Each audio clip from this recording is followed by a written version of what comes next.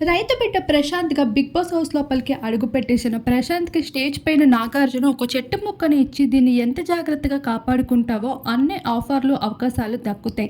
లేదంటే నీకు పనిష్మెంట్‌లే అంటూ నాగార్జున చెప్పి ఇవ్వడం జరుగుతుంది.